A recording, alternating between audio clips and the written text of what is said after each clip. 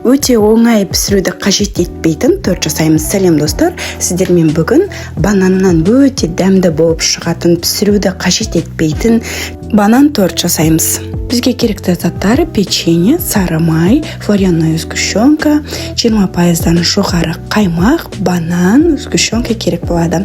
Ең алдымен печеньеларымызды шоперде жақсылап, майдалап үгітіп аламыз. Жақсылап үгітілген печеньеміздің үстіне ерітілген сары майымызды құйып, жақсылап араластырып аламыз. Одан кейін осындай қалпымызға үгітілген печеньемізді бір қалыпты етіп орналастырамыз. Осылай бір текст қылып формаға келтіріп алғаннан кейін вареная сгущенкамызды әдемілеп текстеп жағып шығамыз.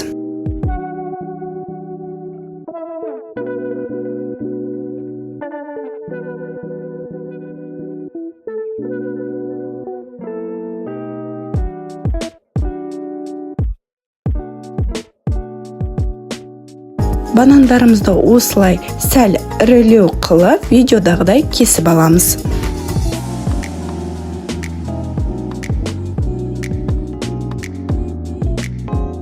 Кесілген банандарымызды вареная сгущенканың үстіне тізіп орналастырамыз. Банандарымызды осылай орналастырып шыққаннан кейін енді креміне кірісетін боламыз. 500 грамм 20%-дан жоғары қаймаққа 4-5 ас қасық сгущенкамызды қосып, жақсылап араластырамыз.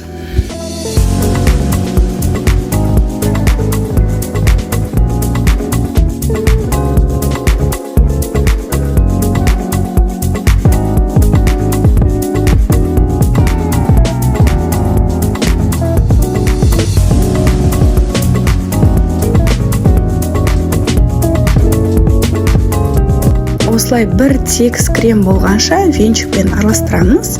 Миксер керек емес. Дайын болған кремімізді бананның үстіне әдемілеп жағып шығамыз.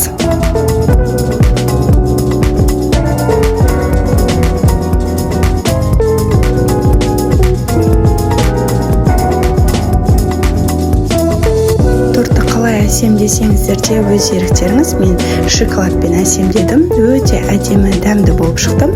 Осымен біздің банан тортымыз дайын болды. Сіздермен болған мен Назерке. Егер видео пайдалы болса, каналыма тіркеліп, лайк басып, пікір жазуыңызды сұраймын.